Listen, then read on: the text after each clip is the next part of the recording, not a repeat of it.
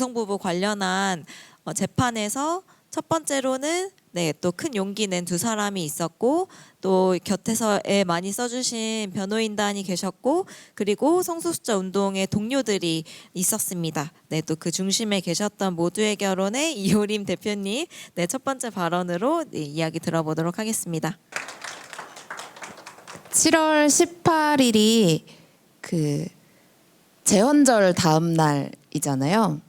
그래서 이렇게 같은 날 두 가지 다른 사건에서 기쁜 소식을 들을 수 있었던 것에 대해서 사실 그날 활동가들끼리 농담으로는 이게 제헌절의 기운이 뻐렁쳐서 이렇게 좋은 일이 연달아 있었던 거 아니냐 이런 식의 농담을 하기도 했습니다. 그래서 그 날이 있은 지 이제 한 달이 조금 넘어서 이렇게 같이 이야기를 나눌 수 있는 자리가 생겨서 되게 감회가 새롭습니다. 판결의 주요한 요점이나 의미에 대해서는 이미 정명화 변호사님이 말씀을 해주셔서 반복할 필요는 없을 것 같아요. 근데 저도 오늘 참여자분들과 나누고 싶은 대목이 한 가지 있는데요. 그거는 정명화 변호사님이 발제해서 말씀해 주신 다수 의견이나 혹은 목님이 말씀해 주신 그 보충 의견이 아니라 사실은 동성 배우자에게 건강보험 피부양자 자격을 부여하지 않은 건보공단의 결정이 실질적인 하자가 없다고 판단한, 그러니까 이것이 차별이 아니라고 판단한 대법관 4인의 별개 의견입니다. 그 별개 의견은 사실혼 배우자에게 건강보험 피부양자 자격을 부여하는 것은 이성 간의 결합을 본질로 하는 현행 우리 법의 혼인을 전제로 하기 때문에 동성 동반자를 사실혼 배우자와 동일하게 취급하지 않아도 차별이 아니라고 보았습니다. 근데 제가 주목하면서 여러분과 나누고 싶은 부분은 이런 입장에서 쓰여진 별개 의견에서조차도 이성 부부와 동성 부부의 삶이 얼마나 본질적으로 다른지를 굳이 논증하려고 하지 않았고, 오히려 장차 사회 변화에 따라서 배우자의 법률상 또는 사회관념상 의미가 동성 동반자도 포함하는 방향으로 변화할 수 있다라는 점에 대해서 긍정하는 입장이었다는 점입니다. 그러니까 굉장히 일반적인 어떤 사법 소극주의에서 쓰여졌다라는 점인데요. 그러면서 배우자에게 동성 동반자를 포함시키고자 한다면 입법이나 위헌법률 심판 제도를 활용하는 방식을 취하는 것이 옳다라고 이야기를 했는데, 그건 저희가 이미 시도하고 있고 또 앞으로 해 나갈 일이라는 점에서 이 분들이 이 개별적인 사건에서 개별적인 권리에 대해서 차별이 아니라고 판단한 부분에 대해서는 동의할 수 없지만 사실은 그 외에 그 어떤 그냥 합리적인 반대 의견이라고 받아들일 수 있었던 점이 제가 좀 주목하고 싶은 부분입니다. 그리고 이 별개 의견은 이런 문장으로 마무리가 되는데요.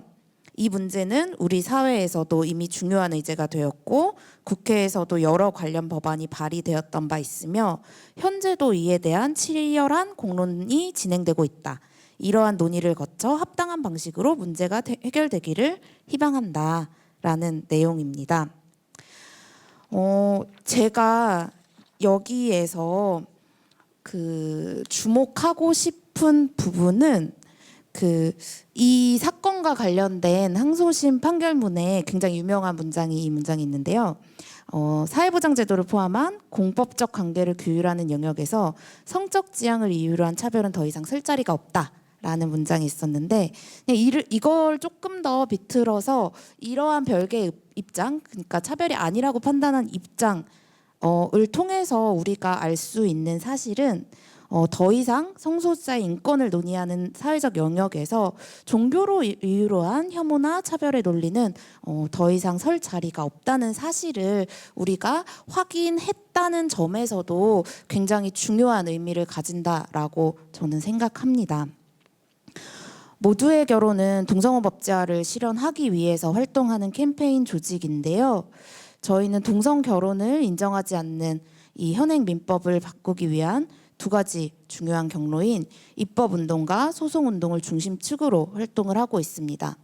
근데 거기에서 저희가 가장 중심에 두고 있는 것은 어떻게 입법을 할 것인지 혹은 법원을 통해서 어떤 판결을 받을지가 아니라 이 과정에서 어떻게 한국의 시민들을 설득해 나갈 것인지입니다. 사실 국회나 법원이 어떤 진공 상태에서 결정을 내리는 것도 아니고 국회와 법원을 구성하는 사람들도 결국은 한국 사회를 살아가고 있는 시민들이잖아요. 그렇기 때문에 저희는 이미 어떤 사람들의 가족, 친구, 동료, 이웃으로 이 사회를 살아가고 있는 성소수자 시민들의 삶을 가시화하는 다양한 캠페인을 통해서 한국 사회의 성소수자에 대한 사회 문화적인 인식을 변화시켜 나가고 이를 기반으로 동성애 법제화를 포함해 성소수자에 대한 제도적 차별을 개선해 나가고자 합니다. 이것이 저희의 전략이고요. 그렇기 때문에 모두의 결혼 캠페인이 어쨌든 해나가고자 하는 동성애 법제화 운동은 그 자체로 어떠한 특정한 영역에서 제도적 차별을 개선하기 위한 운동이기도 하지만 또한 다른 변화들을 함께 추동하기 위해서 성소수자 운동이 택한 전략적인 방법이기도 합니다. 여기에서 저희가 타겟으로 생각하는 대중 캠페인의 대상은 성소수자 인권에 대해서 강한 지지도 강한 반대도 하지 않는 그래서 생각과 태도, 의견의 변화 가능성이 있는 중간층의 대중입니다. 그래서 여기 모인 여러분도 이 대중 캠페인의 대상이라고 볼 수 없고 또 다른 한편으로는 성소수자에 대한 혐오나 차별을 선동하는 보수 기독교 세력도 저희가 적극적으로 말걸기를 하고자 하는 대상이 아닙니다. 사실 이 패널을 요청을 받았을 때 나눠줬으면 하는 이야기 중에 하나가 이 판결과 관련해서 보수 기독교에게 어떤 이야기를 하고 싶은가였어요. 근데 사실 하고 싶은 이야기가 없다라는 것이 결론이었는데요. 사실 그 중요한 이유 중에 하나는 이미 어쨌든 이런 판결에서도 보듯이 사실은 그런 종교적인 입장에서나 혐오나 차별의 논리가 공론장에서 더 이상 유효한 의미를 가지지 않는 상황에서 한국의 일반적인 시민들이 관심 있어 하지 않는 그 종교적 이유를 기반으로 한 반대와 그러한 쟁점과 대화를 나누는 것이 어떤 의미인지를 조금 생각을 해보게 되기 때문입니다. 그러니까 어쨌든 이러한 변화를 추동하기 위해서 태도와 입장 그리고 생각을 바꿨으면 하는 사람들을 관전자로 만드는 것이 아니라 그 사람들이 우리와 함께 비슷한 생각을 하기 위해서 이야기를 하도록 만드는 것이 저희의 중요한 목표 중에 하나고 그렇다면 굳이 그 보수 기독교에서 혐오 선동을 하기 위해서 이야기하는 동성 결혼에 대한 반대 논리에 대해서 대항하는 말을 하는 것이 그 대화가 그리 중요하지 않는 대화라고 또 판단했기 때문입니다. 근데 이 자리에 아마도 이동환 목사님과 함께 연대하면서 활동을 하시고 또 각자의 종교적인 영역에서 어떤 역할들을 가지고 계신 분들이 꽤 비율이 높은 것으로 알고 있는데요. 제가 이렇게 얘기를 하면 그러면 우리는 어떤 이야기를 어떤 것들을 할 수 있지? 막 이런 생각을 또 하실 수 있을 것 같아요. 그래서 이 과정에서 저희가 기대하는 것들은 그리고 저희가 동성혼 법제화를 포함해서 성소수자의 권리를 실현해 나가는 과정에서 또 너무나 중요한 목소리 중 하나는 종교계에서 성소수자의 인권 혹은 동성혼 법제화에 대해서 나누는 다르게 얘기하는 그 다른 목소리들이라는 점에 대해서도 말씀을 드리고 싶습니다. 그러니까 종교를 가진 사람들은 성소수자 인권에 대해서 부정적이라는 부정적일 것이다라는 편견, 혹은 종교인들은 뭐 동성혼 법제화에 반대할 것이라는 사람들의 고정관념을 뒤흔드는 종교인들의 목소리는 성소수자만이 아니라 이 사회 모든 시민들에게 우리 사회가 변할 수도 있고 변화하고 있다라는 어떤 가능성을 보여주는 굉장히 큰 희망이 되는 움직임이라고 생각합니다. 그래서 그 길에 더 함께 해주셨으면 좋겠고요. 마지막으로 저희 모두의 결혼이 앞으로 어떤 것들을 해나가려고 하는지를 말씀을 드리려고 하는데요. 이번 사건은 굉장히 변화의 가능성을 보여준다라는 점에서 의미 있는 사건이었지만, 실질적으로 동성 부부들이 한국에서 결혼을 평등하게 받지 못하고 있기 때문에 경험하는 수많은 차별 중에 단 하나의 차별만을 시정하는 사건이었습니다. 그리고 앞으로 이렇게 하나하나의 권리들을 쟁취하면서 우리가 길을 만들어 간다면, 이 사건 하나만으로 저희가 4년이 걸렸거든요. 그러니까 우리 모두의 평생에 이룰 수 있는, 네. 실현할 수 있는 과정이 아니라고 생각하고, 그래서 동성 부부들의 혼인신고를 불수리하는 행정처분에 불복하는 소송을 굉장히 다양한 삶의 배경을 가진 10쌍 정도의 원고 부부들과 함께 올 하반기에 시작할 예정입니다. 그리고 이 소송은 한국에서 최초로 동성혼 소송이 시작된 지 만 10년 만에 시작하는 또 의미 있는 여정입니다. 그래서 이 길에 지지와 연대로 앞으로도 함께 해주시기를 바라고요. 혐오의 차별이 아니라 사랑이 계속 이기는 날들을 꿈꾸며 앞으로 다양한 자리에서 계속 만나 뵙기를 기원합니다. 감사합니다. 이어서 이동환 목사님 교회 재판 때부터 계속 이제 변호인으로 또 이 재판 과정을 함께 하시기도 하고, 지금도 이제 감리교 안에서의 이 차별과 혐오의 문제에 대응하는 활동을 함께 하고 계시는 황인금 목사님 말씀 듣도록 하겠습니다. 보수 기독교 얘기를 이제 계속 들으면서 가슴이 뜨끔뜨끔하다가, 근데 사실 인권 문제에 뭐 보수라고 하는 게 있나 싶기도 했습니다. 존재에 대한 문제에 진보와 보수가 뭐 사람을 달리 대한다라는 것 자체가 사실 이미 많이 기울어져 있는 우리들의 모습이겠죠. 그러다가 사실 이게 보수 기독교가 아니라 유사 기독교겠죠. 기독교가 아닌 것들이 이제 기독교의 이름을 가지고 일하는 것들일 텐데, 문제는 이게 어떻게 편집돼서 나갈지 모르겠지만 대한민국의 교회 중에 수많은 유사 기독교가 더 많아지고 있는 거 아닌가 하는 이제 염려가 되기도 합니다. 물론 저도 그 사람 중에 뭐 하나일 뿐이긴 할 텐데, 오늘 어쨌건 이렇게 들려주시는 이야기를 들으면서 이게 진짜 이런 식으로 신앙생활하거나 종교인의 삶을 살아서는 안 되겠구나 하는 생각이 들기도 하고요. 한편으로는 빨리 목회를 그만둬야 좀 편해지겠구나 뭐 이런 생각이 들기도 합니다. 오늘부로 이제 이동환 목사님 외에 6명의 목회자들이 서울 퀴어문화축제에서 축복식을 집례했다는 이유로 오늘까지 해서 딱 6명이 다 고발 조치가 됐습니다. 이제 지난주까지는 이제 2명이 되고 3분이 이제 권면서를 받으면서 고발 조치가 시작되는데, 오늘 마지막 한 분에게까지 도착해서 6명이 다 시작됐고요. 남부연회에서는 이제 그 전에 이동환 목사의 재판이 부당하게 됐다라고 하면서 재판의 부당함에 서명했던 연회 목회자 137명 중에서 남부연회에 7명이 있었는데, 그 7명에 대한 자격심사위원회가 열렸고, 자격심사위원회에서 결국 교육자 특별조사위원회로 넘겼습니다. 그리고 그 7명에 대해서 소환 통보를 보내면서 이제 질문지를 줬는데, 질문지의 내용이 참 참담할 만큼 저급해서 뭐 너가 그 서명에서 이름을 빼면 봐주겠다는 식의 얘기인 거죠.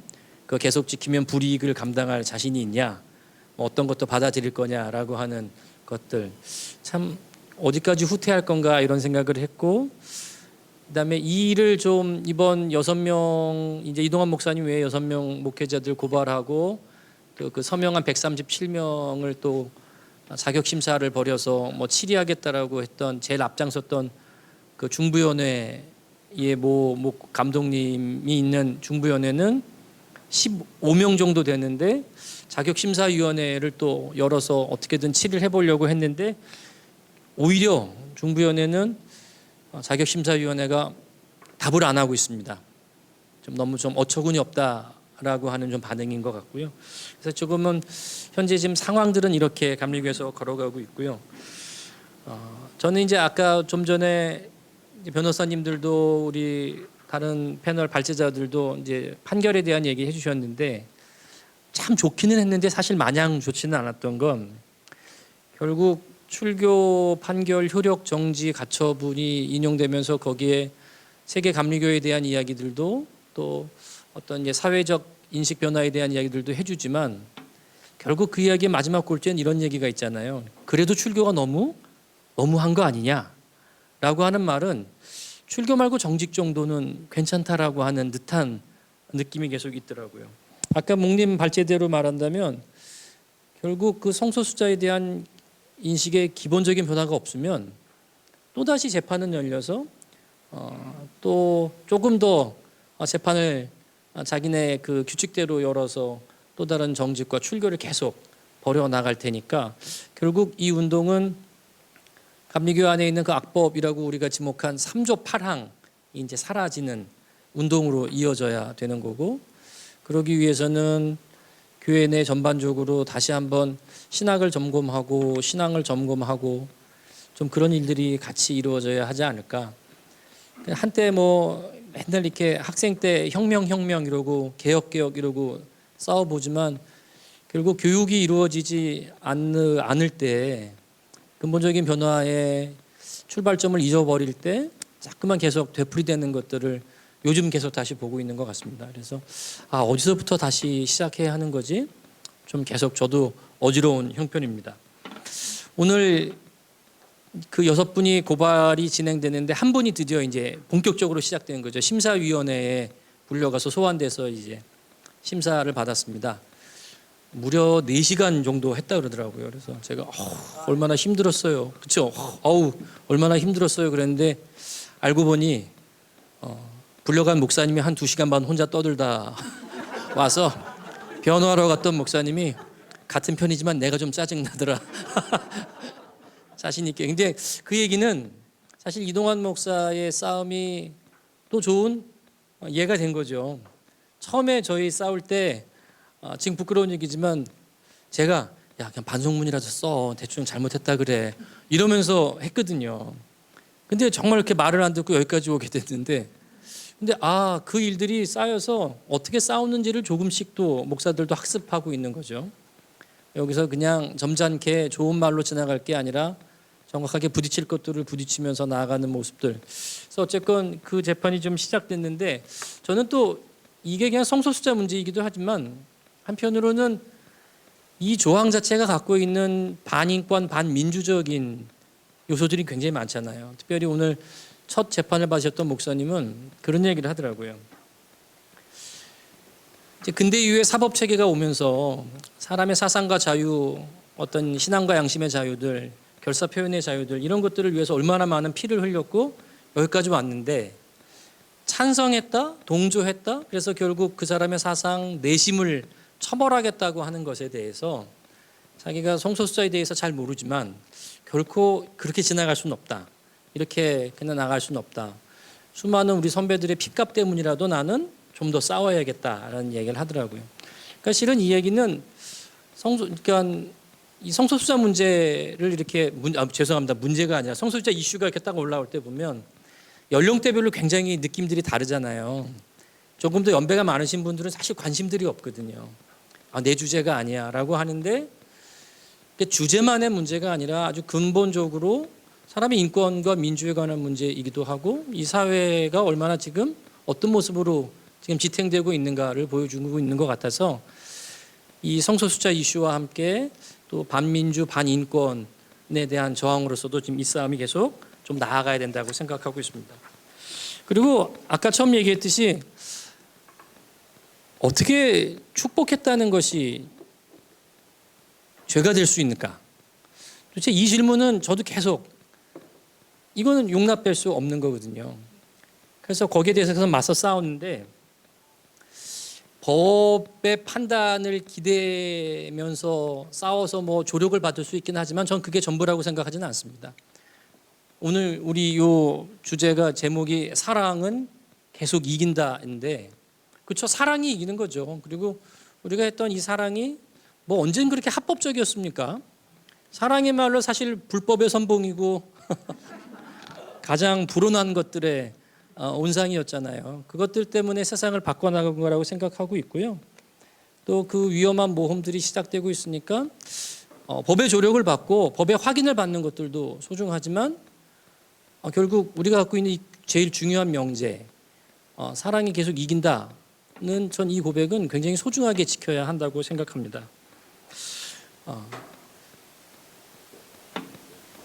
설교하기도 너무 힘든데 이런 일까지 맡긴다고 사실 굉장히 속이 상했는데 오늘 이 자리에 딱 쓰니까 야 그래도 여기에는 참 세상을 아름답게 바꾸고 싶어하는 분들이 계속 많이 계시구나 해서 오히려 좀 힘을 얻고 돌아갑니다. 끝까지 이제 6명의 또 목회자들이 또 싸움에 또 들어오고 또 137명의 서명한 분들이 또 호출되고 할 텐데 또 이동환 목사님 또 그리고 같이 함께 해주시는 모든 분들과 함께 계속해서 힘내면서 나아가 보겠습니다. 고맙습니다. 패널 발언으로는 마지막인데요. 평등세상 집행위원장 맡고 계시는 정경일 박사님께서 오늘 패널로는 마지막 발언 해주시겠습니다.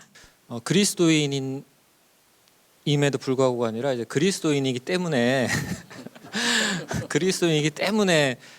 이 평등 세상을 바라면서 반차별 반혐오 운동을 하고 있습니다. 이제 그 이유에 대해서 오늘 주제와 관계해서 한 4가지 정도 얘기를 하고 싶어요. 첫 번째는 법과 신앙, 뭐 사회와 교회라고도 해도 좋을 텐데 그 지금 이제 반동성애 그리고 뭐 넓게 보면 반공, 반무슬림 이런 이제 극우적인 기독교 집단들의 욕망은 기독교 국가의 건설이거든요. 그러니까 이 이승만이 이제 기독교 건국을 열망했다라고 생각을 하고 그것을 완성하고 싶어하는 욕망들이 있는 거예요. 근데 사실 그게 말이 안 되죠. 우리는 세속 국가고 이제 이렇게 열심히 뭐 선교한다고 해도 절대 기독교는 한국의 과반 종교가 될 수 없거든요. 그러니까 지금 한 이제 4분의 1 정도로 계속 이제 유지가 될 테고 해서 이 다문화적이고 다종교적인 상황에서 기독교 국가를 욕망하는 것 자체가 굉장히 반현대적이고 반지성적이고 반헌법적이다라는 것을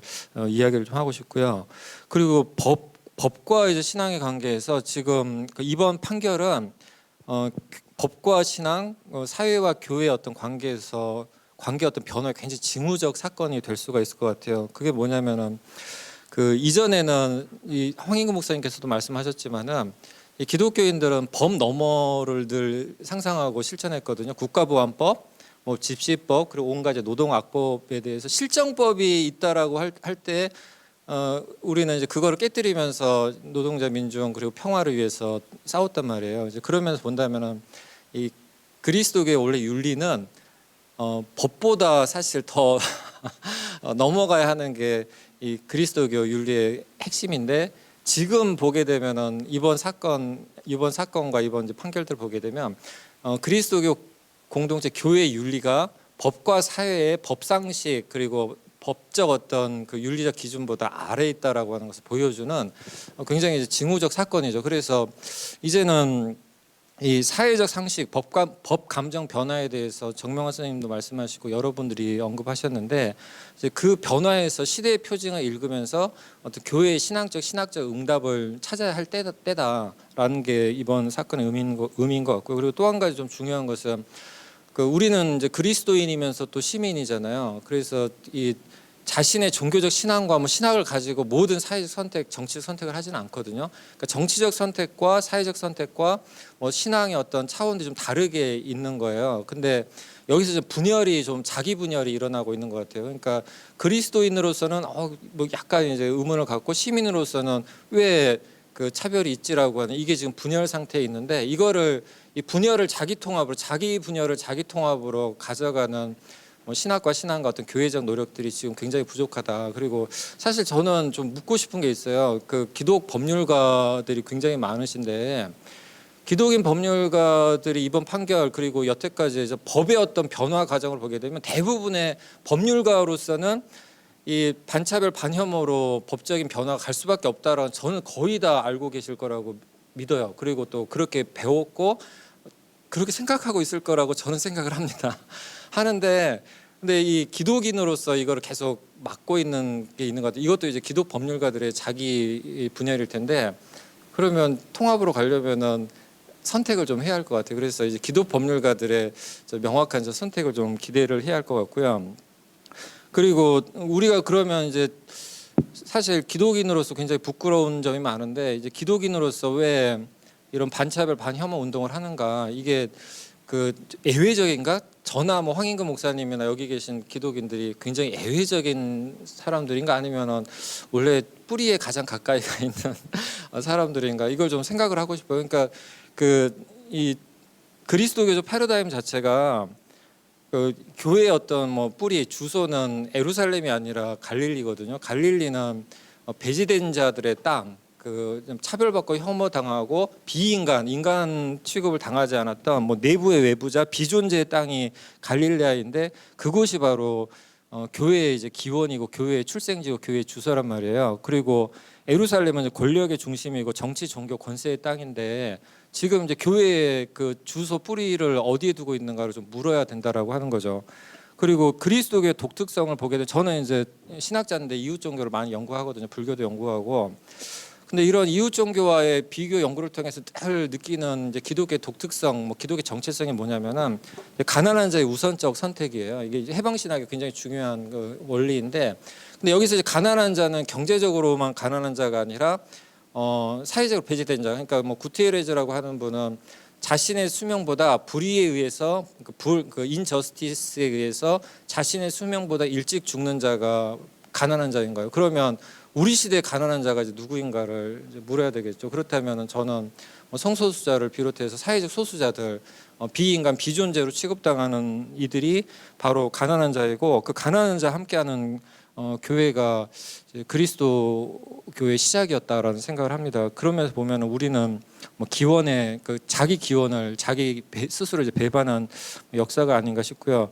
저는 그 이 성소수자를 차별하고 혐오하고 이런 동료 그리스도인들 보면 가끔 그런 생각을 해요. 10년 뒤, 20년 뒤 어쩌려고들 저러시나라는 생각을 하거든요. 왜냐하면 기독교에는 그 부끄러운 역사가 있어요. 뭐 여성 억압이라든지 뭐 그 인종 차별이라든지 그 뭐 노아의 이제 뭐 아들의 함이 잘못을 저질러 가지고 함의 저주 때문에 이 흑인들은 백인들의 노예를 백인들 섬겨야 한다라고 이것을 교리처럼 신학처럼 설교하고 가르쳤단 말이에요. 그리고 여성은 잘못 태어난 남성이다라고 그 탁월한 신학자 아퀴나스 이런 신학자들이 가르쳤단 말이에요.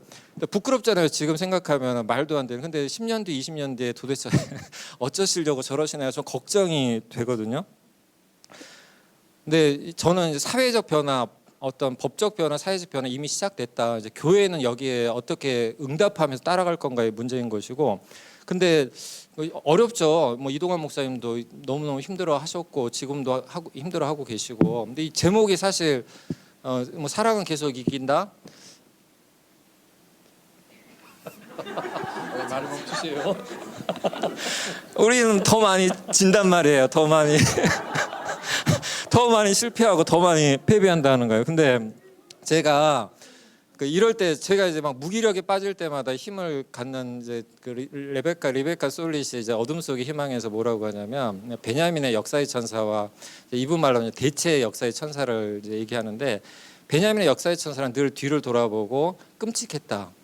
이제 돌이킬 수 없는 과거를 계속 보는 거죠. 근데 이 리베카 솔릿이 바라는 대체의 역사의 천사는 더 나쁠 수도 있었다라고 얘기한다는 거예요. 그러니까 만약에 그 이동환 목사님이 싸우지 않았다면 지금 그 6명의 목사님들은 더 나쁠 수 있었죠. 더 어렵게 싸움을 시작해야 하고 아니면 싸움을 포기할 수도 있었을 텐데, 그래서 그 우리는 이제 계속 이기지는 못하지만 계속 싸우기 때문에 이 더 나빠질 수 있는 우리 사회를 그나마 지탱하고 붙드는 게 여기 평등을 위해서 싸우는 시민사회 운동가들이고 또 이 그리스도인들이 아닌가라는 생각이 듭니다. 그래서 뭐 이겼다, 이길 것이다, 이겼다라고 하는 어떤 완료형이나 아니면 이길 것이다라고 하는 희망이 아니라 뭐 이기고 있다, 위닝. 그러니까 계속 이긴다는 우리는 이겨가고 있다, 이기고 있는 과정 속에 있다라고 생각을 하면 좋을 것 같습니다. 그리고 마지막으로 그 아까 이제 몽 선생님께서 선을 긋고 선을 넘는을 말씀하셨는데 저는 그게 그 우리가 지금 그리스도인들이 하는 운동이라고 생각을 해요. 그러니까 선을 긋는 운동은 이제 저항이거든요. 그래서 그 사실 저는 제가 제독교회에 속해 있지는 않아요. 그래서 어떤 넓은 의미에서 교회를 좀 떠난 존재인데 이게 진짜 고민되지 않으세요? 교회 이런 교회에 계속 다녀야 되나? 근데 또 떠나면은 이 교회 어떡하나 이렇게 걱정되잖아요. 그때 이제 해법은 교회에 남아 있으려면은 소란을 일으키시고요. 교회를 떠나시려면 소란을 일으키고 떠나셔야 된다. 그 make a noise. 이거 제 얘기가 아니라 그 이제 수녀님 한 분이 그러더라고요. 이 성차별의 교회에 남아 있어야 되냐라고 했을 때 남아 있으라고도 떠나라고 할 수 없다. 하지만 당신이 남아 있으려면 make a noise, 떠나려면은 make a noise. 해서 소란을 일으켜서 선을 이제 긋는 것이고 그리고 이제 선을 넘는 거 이거는 저는 그 대안이 되는 걸로 생각을 했어요. 그러니까 우리는 동성애자를 반대하는 자들을 반대하는 운동을 하는 것이 아니라 하나님 나라 운동을 하는 것이고 하나님 나라의 운동의 가장 현실적인 형태가 바로 평등 세상이거든요. 모두가 평등한 세상. 그래서 그 우리는 이제 반대를 위한 운동이 아니라 대안을 위한 운동을 하고 있는 것이고 그거를 좀 보여주는 그러니까 마치 간디가 세상을 변화시키고 싶으면 비더 체인지 변화가 되어라라고 했던 것처럼 보다 선제적 대안으로 그 환대의 선교, 환대의 목회를 또 만들어가는 과정도 그래서 싸우면서 우린 선을 그으면서 선을 또 넘어가는 그런 저항과 대안을 같이 하는 운동이 그리스도인들의 과제일 것 같아요. 시민사회의 어떤 운동에 응답하면서 협력하면서 참여하는 그리고 저는 아직은 굉장히 우리가 미약한 힘이지만 계속 이겨가고 있기 때문에 그 우리 이도관 목사님이 이길 때까지 싸우면 이기더라라고 하는 그 이상한 믿음처럼 저희는 계속 이겨가야 할 것 같습니다. 그래서 그 기운을 함께 좀 나누고 싶고 또 시민사회로부터 좋은 중요한 자극을 받으면서 함께 변화해가고 싶습니다. 고맙습니다.